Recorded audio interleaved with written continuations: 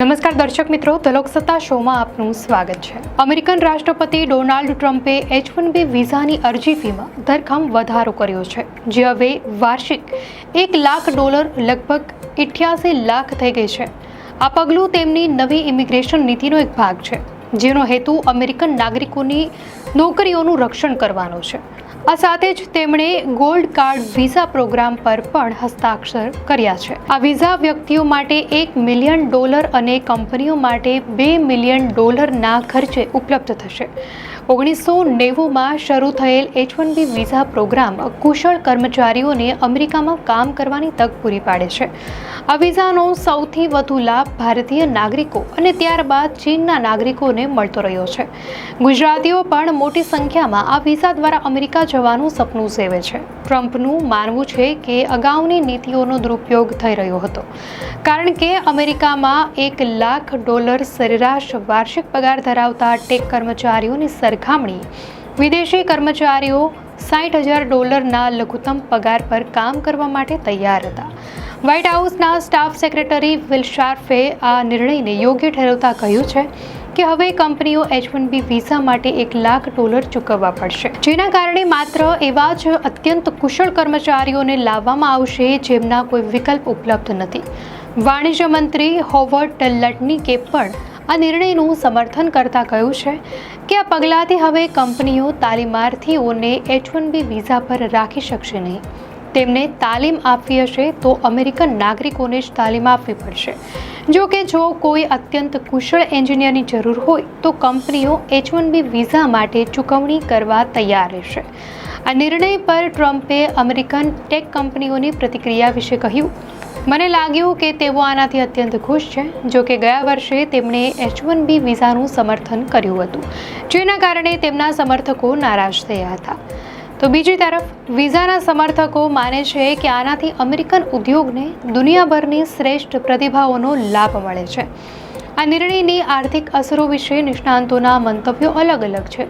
એ market વિશ્લેષક Jeremy ગોલ્ડમેનના જણાવ્યા અનુસાર ટૂંકા ગાળા માટે અમેરિકાને મોટી કમાણી થશે, પરંતુ લાંબા ગાળે તેને નુકસાન થઈ શકે છે.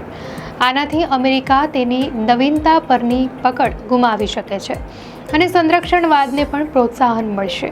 વેન્ચર કેપિટલ ફર્મ મેનલો વેન્ચર્સના પાર્ટનર ડીડી ડેસે પણ કહ્યું કે નવી ફી લાગુ થવાથી અમેરિકાને વિશ્વની શ્રેષ્ઠ પ્રતિભાઓને આકર્ષવામાં મુશ્કેલી થશે, જે દેશની નવીનતા અને અર્થતંત્રને નબળું પાડી શકે છે. અત્યાર સુધી H-1B વિઝાની કુલ વહીવટી ફી લગભગ $1,500 હતી. આ કડક ઇમિગ્રેશન નીતિઓના કારણે આગામી નાણાકીય વર્ષ માટે H-1B વિઝાની સંખ્યા ઘટીને 3.59 લાખ થઈ ગઈ છે, જે છેલ્લા 4 વર્ષમાં સૌથી ઓછી છે. આનો સૌથી વધુ લાભ એમેઝોન, ટાટા, મેટા, એપલ અને ગૂગલ જેવી ટેક કંપનીઓને થયો છે. હાલના આંકડા અનુસાર 71% H-1B વિઝા ભારતીય નાગરિકોને અને 11.7% વિઝા ચાઇનીઝ નાગરિકોને મળ્યા છે. ગોલ્ડ કાર્ડ વિઝા પ્રોગ્રામ હેઠળ પ્રથમ તબક્કામાં 10 લાખ ગોલ્ડ કાર્ડ જારી કરવાની યોજના છે. રાષ્ટ્રપતિ ટ્રમ્પનું કહેવું છે કે રોકાણકારો દ્વારા ચૂકવવામાં આવનારી આ રકમનો ઉપયોગ અમેરિકાના રાષ્ટ્રીય દેવું ચૂકવવા માટે થશે. આ ગોલ્ડ વિઝાને ગ્રીન કાર્ડની જેમ જ માનવામાં આવે છે, જે સ્થાયી નાગરિકો પાસે હોય છે. આ યોજના ભારતીય પ્રવાસીઓ અને ખાસ કરીને ધનિક ભારતીયો માટે મોંઘી સાબિત થઈ શકે છે. US સિટીઝનશીપ એન્ડ ઇમિગ્રેશન સર્વિસીસના આંકડા અનુસાર લગભગ 10 લાખ ભારતીયો ગ્રીન કાર્ડની રાહ જોઈ રહ્યા છે અને અમેરિકામાં લગભગ 50 લાખ ભારતીયો રહે છે. આ પગલાંથી ભારતને નુકસાન થઈ શકે છે, કારણ કે મોટી સંખ્યામાં ભારતીય ધનિકો અને રોકાણકારો અન્ય દેશોની નાગરિકતા લઈ રહ્યા છે. વિઝા બાબતોના નિષ્ણાંત મનીષ શ્રીવાસ્તવે આ નિર્ણયને ભારતીય ઉદ્યોગપતિઓ માટે એક મોટી તક ગણાવી છે. તેમના મતે ભારતમાં વ્યવસાય કરવાનું સરળ ન હોવાથી ઘણા મોટા ઉદ્યોગપતિઓ અમેરિકાનું નાગરિકત્વ મેળવી શકે છે.